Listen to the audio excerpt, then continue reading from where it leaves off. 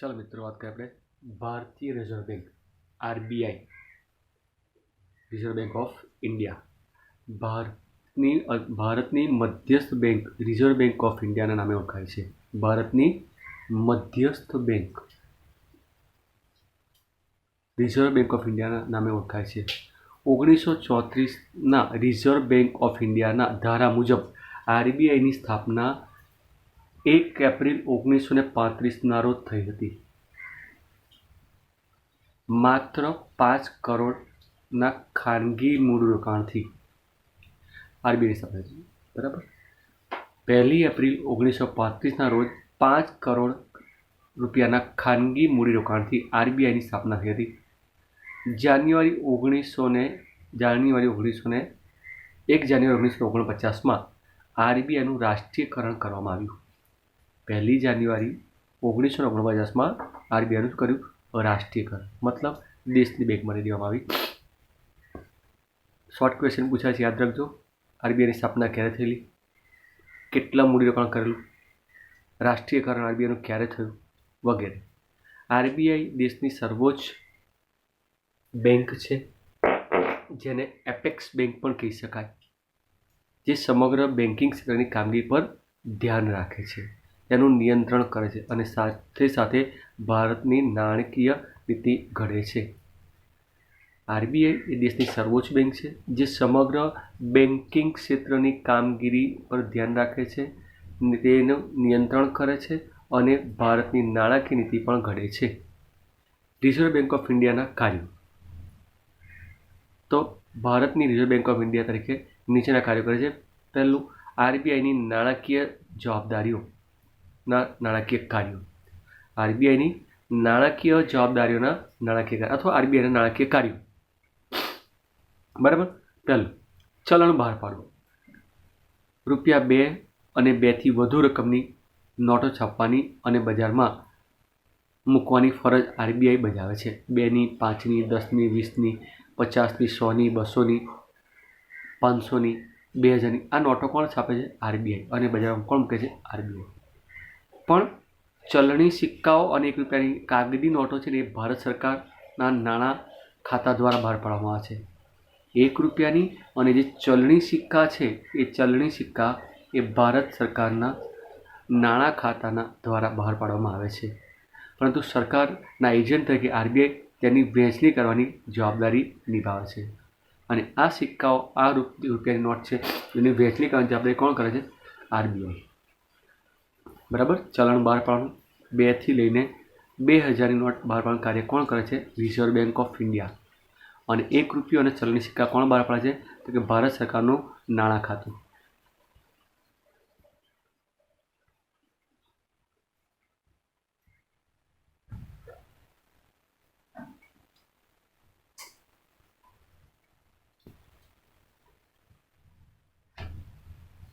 બીજો મુદ્દો, સરકારની બેંક તરીકેનું કાર્ય. આરબીઆઈ કેન્દ્ર સરકાર તથા રાજ્ય સરકારોની બેંક, તેમના નાણાકીય એજન્ટ તથા નાણાકીય સલાહકાર તરીકે ફરજ બજાવે છે. આરબીઆઈ કેન્દ્ર સરકાર, રાજ્ય સરકારની બેંક, નાણાકીય એજન્ટ અને નાણાકીય સલાહકાર તરીકે ફરજ બજાવે છે.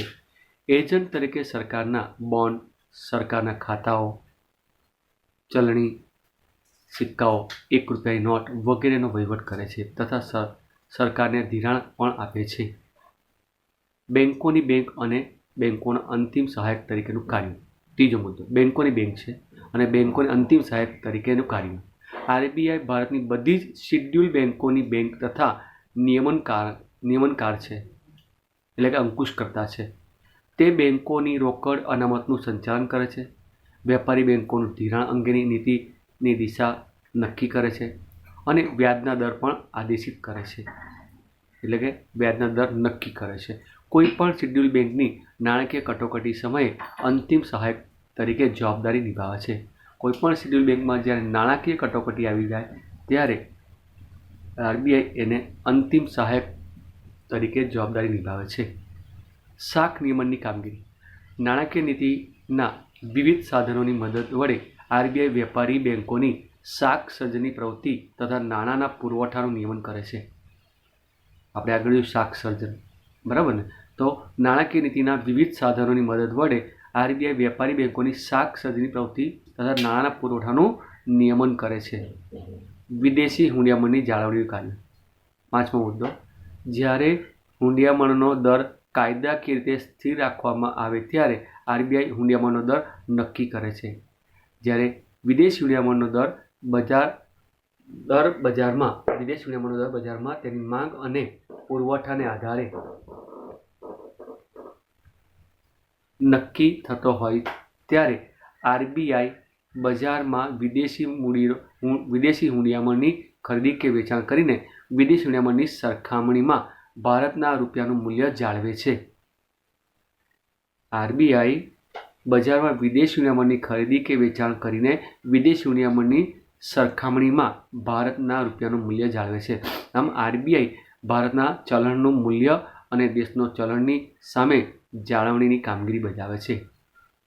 આરબીઆઈ ભારતના ચલણનું મૂલ્ય અને દેશના ચલણની સામે જાળવણીની કામગીરી બજાવે છે.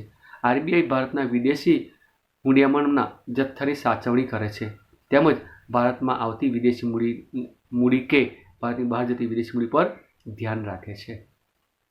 આ થયા નાણાકીય કાર્યો, બરાબર? આરબીઆઈના નાણાકીય કાર્યો. હવે વાત કરીએ બિન નાણાકીય કાર્યો. આરબીઆઈના બિન નાણાકીય કાર્યો.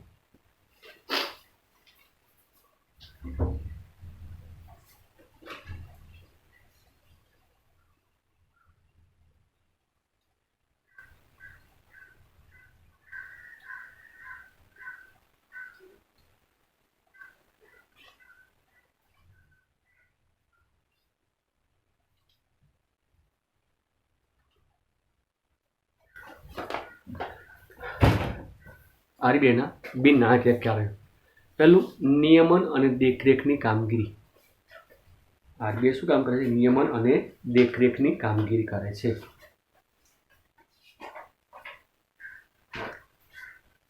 નિયમન અને દેખરેખની કામગીરી. પહેલો મુદ્દો, આરબીઆઈ ભારત સમગ્ર મૂડી બજાર અને નાણાં બજારની કામગીરીની દેખરેખ અને નિયમન કરે છે. સમગ્ર શેર બજાર દેશનું મૂડી બજાર અને નાણાં બજાર, સમગ્ર દેશનું મૂડી બજાર અને નાણાં બજારની ઉપર દેખરેખ રાખે છે અને એના પર નિયમન કરે છે. જેમાં વેપારી બેંકોની શાખાઓના વિસ્તરણ, કામ કરવાની પદ્ધતિ, બેંકો સિવાયની નાણાકીય સંસ્થાઓ તથા સહકારી બેંકોની કામગીરી વગેરે પર ખાસ ધ્યાન રાખે છે. આરબીઆઈ વેપારી બેંકોની શાખાઓના વિસ્તરણ માટે એમના કામ કરવાની પદ્ધતિ, બેંક સિવાયની નાણાકીય સંસ્થાઓ છે તેના પર અને સહકારી બેંકો, આ બધા ઉપર જે ખાસ ધ્યાન રાખવાનું કામ આરબીઆઈ કરે છે. પ્રોત્સાહન કાર્ય. આપણા દેશના આજે પણ અનેક લોકો બેંકના ખાતા ખોલાવ્યા નથી. ઘણા લોકો તેમની ધિરાણ માટેની જરૂરિયાત માટે અસંગઠિત નાણાં બજાર પર આધાર રાખે છે. એટલે કે લોકો વ્યાજે રૂપિયા ફેરવે છે બજારમાં 5%, 10%, એવા લોકો અસંગઠિત નાણાં બજાર પર આધારિત છે. ધંધાની ચૂકવણીઓ ચેકના બદલે કેશ દ્વારા કરે છે, જેથી વિનિમયની ખરી નોંધ થતી નથી. ધંધાની જે ચૂકવણી છે એ ચેકના બદલે કેશ દ્વારા કરે છે અને કેશ દ્વારા થાય તો એવા રૂપિયાની નોંધ ચોપડે થઈ શકે નહીં. તેથી નાણાંનું મૂલ્ય તેમજ રાષ્ટ્રીય આપણો સાચા પ્રમાણમાં જાણવાની મુશ્કેલીઓ થાય છે. કેશનો વ્યવહાર થાય ને તો એની એન્ટ્રી બેંકમાં બી નહીં પડે, વેપારીને ચોપડે પણ નહીં પડશે પણ એ 2 નંબરમાં પડશે. તો એના કારણે બેંકમાં જે એન્ટ્રી ન પડે એના કારણે વિનિમયની ખરી નોંધ થઈ શકતી નથી. તેથી નાણાંનું મૂલ્ય તેમજ રાષ્ટ્રીય આવકનો સાચા પ્રમાણ જાણવાની મુશ્કેલી પડે. તેથી આપણા દેશની સાચી રાષ્ટ્રીય આવક કેટલી છે એની માહિતી આપણને મળતી નથી. જો બધા વ્યવહારો ઓનલાઈન અથવા ચેકબુક દ્વારા બેંક દ્વારા થતા હોય તો દેશની આવક કેટલી, દેશનું ટર્નઓવર કેટલું ચોક્કસ પ્રમાણે જાણી શકાય. એટલા માટે મોદીએ આ બધા ખાતા ખોલાવડાયા અને બને ત્યાં સુધી એ ટ્રાન્ઝેક્શનનો વિકલ્પ આપ્યો કે બને ત્યાં સુધી બેંકથી વ્યવહાર કરો, જેથી દેશની સાચી રાષ્ટ્રીય આવક જાણી શકાય, નાણાંનું મૂલ્ય જાણી શકાય. આથી આરબીઆઈ લોકોમાં આ અંગે જાગૃતિ લાવવા માટે પ્રયત્નો કરે છે. ગામડાઓને બેંકોની વધુ શાખાઓ ખોલવા લાય તેવા પ્રયત્નો કરે છે. બરાબર ને? ગામડાઓમાં બેંકોની વધુ શાખા ખુલે ને એવા પ્રયત્નો કરે છે. વધુ લોકો સંગઠિત નાણાં બજારમાં આવે તે માટે પણ સતત પ્રયાસો કરે છે. લોકો અસંગઠિત નાણાં બજારમાં પૈસા લે છે એના કરતાં સંગઠિત નાણાં બજારમાં પૈસા લે તો વધુ સારું, એના માટે પ્રયાસ કરે છે. વળી લોકોના હિત માટે સરકારી બેન્કોને પણ પ્રોત્સાહન આપે છે. લોકોના હિત જળવાય એટલા માટે સહકારી બેન્કોને પણ પ્રોત્સાહન આપે છે. સમાવેશી કાર્ય માટેના કાર્યો, સમાવેશી વિકાસ માટેના કાર્યો.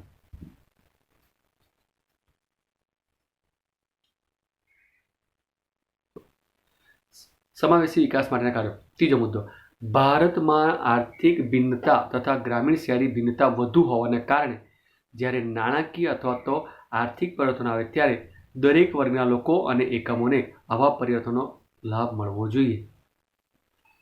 શું કહે છે? ભારતમાં આર્થિક ભિન્નતા તથા ગ્રામીણ શહેરી ભિન્નતા વધુ હોવાને કારણે, બે કારણો, આર્થિક ભિન્નતા, ગરીબ અને ધનિક વર્ગ, ગ્રામીણ અને શહેરી વર્ગ. જ્યારે નાણાકીય અથવા તો આર્થિક પરિવર્તન આવે ત્યારે દરેક વર્ગના લોકો અને એકમોને આવા પરિવર્તનોનો લાભ મળવો જરૂરી છે. આરબીઆઈ આ માટે બેન્કિંગ ક્ષેત્રે સતત પ્રયાસ કરતી રહી છે. ધિરાણ માટેની અગ્રિમતા ધરાવતા ક્ષેત્રો જેવા કે ખેતી, નાના કદના ઉદ્યોગો, સ્વરોજગારો તેમજ પરંપરાગત ગૃહ ઉદ્યોગો વગેરે માટે ખાસ ધિરાણ વ્યવસ્થા ઊભી કરે છે. લોકોમાં બેન્કિંગ અને નાણાં વ્યવસ્થા વિશેની જાણકારી અને જાગૃતતા વધે તેના માટે પ્રચાર કરે છે, પ્રયત્ન કરે છે. લોકોમાં બેન્કિંગ અને નાણાં વ્યવસ્થા વિશે જાણકારી અને જાગૃતિ વધે તે માટે પ્રચાર કરે છે. હાલના સમયમાં પ્રધાનમંત્રીની જે યોજના છે, પ્રધાનમંત્રી જનધન યોજનાનું સંચાલન બી આરબીઆઈ કરે છે.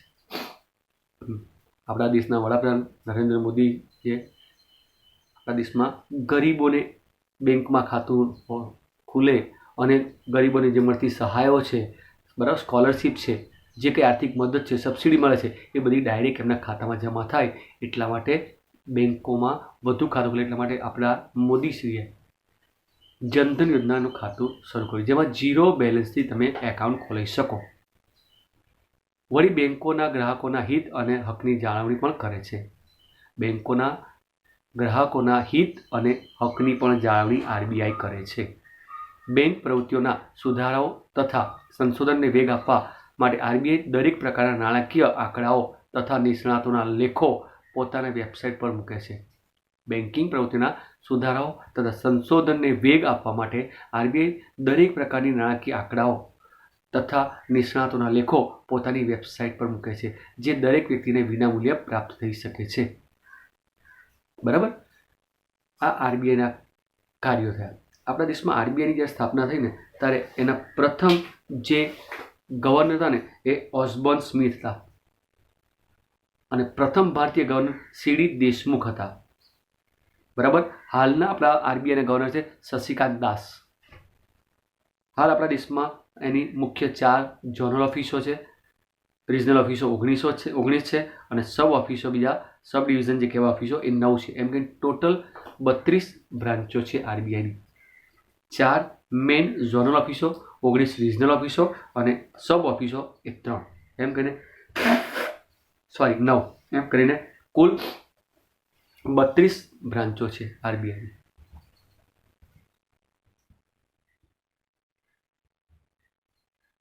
ત્યાર પછીનો મુદ્દો નાણાકીય નીતિ. અર્થશાસ્ત્રના સિદ્ધાંત મુજબ નાણાકીય નીતિ એટલે અર્થતંત્રમાં નાણાંની માંગ અને નાણાંના પુરવઠાનું સંચાલન અને નિયંત્રણ કરવા અંગેની નીતિ. અર્થશાસ્ત્રના સિદ્ધાંત મુજબ જોવા જઈએ તો નાણાકીય નીતિ એટલે શું? તો કે નાણાકીય નીતિ એટલે અર્થતંત્રમાં નાણાંની માંગ અને નાણાંના પુરવઠાનું સંચાલન અને નિયંત્રણ કરવા અંગેની નીતિ. માંગ અને પુરવઠા વચ્ચે સંતુલન જળવાય એવી નીતિ એટલે નાણાકીય નીતિ. નાણાંની માંગ અને પુરવઠામાં અસમતુલા હોય તો અર્થતંત્રમાં ફુગાવો કે મંદી સર્જાય. જો નાણાંની માંગ અને પુરવઠામાં અસમતુલા સર્જાય, તફાવત આવે તો અર્થતંત્રમાં ફુગાવો કે મંદી સર્જાય છે. આંતરરાષ્ટ્રીય બજારમાં નાણાંના મૂલ્યને અસર પહોંચે છે તથા અર્થતંત્રમાં અસ્થિરતા આવે છે. જો નાણાંની માંગ અને પુરવઠામાં અસમતુલા સર્જાય તો ફુગાવો કે મંદીની પરિસ્થિતિ સર્જાય છે. આંતરરાષ્ટ્રીય બજારમાં નાણાંનું મૂલ્યને અસર પહોંચે છે તથા અર્થતંત્રમાં અસ્થિરતા આવે છે. આંતરરાષ્ટ્રીય બજારમાં નાણાંના મૂલ્યને અસર કરે છે અને અર્થતંત્રમાં અસ્થિરતા આવે છે. માટે નાણાંની માંગ અને પુરવઠાનું સંચાલન અત્યંત જરૂરી છે અને આથી નાણાકીય નીતિને સ્થિરતા લાવવા માટેની નીતિ તરીકે પણ ઓળખવામાં આવે છે. અને એટલા માટે જ નાણાકીય નીતિને સ્થિરતા લાવવા માટેની નીતિ પણ કહેવામાં આવે છે. ભારતમાં શરૂઆતના વર્ષોમાં નાણાકીય નીતિનો હેતુ નાણાંનું પ્રમાણ, એનું મૂલ્ય અને સ્વરૂપને નિયંત્રિત કરવાનો હતો. હાલ સમયમાં નાણાકીય નીતિનો ઉપયોગ શાક સર્જનના નિયંત્રણ માટે પણ થાય છે. શરૂઆતમાં જ્યારે વાત કરીએ તો નાણાકીય નીતિનો મુખ્ય હેતુ શું હતો? તો કે નાણાંનું પ્રમાણ જાળવવું, એનું મૂલ્ય જાળવવું, એના સ્વરૂપને નિયંત્રિત કરવા. હાલમાં નાણાકીય નીતિનો ઉપયોગ શાક સર્જનના નિયંત્રણ માટે પણ કરવામાં આવે છે.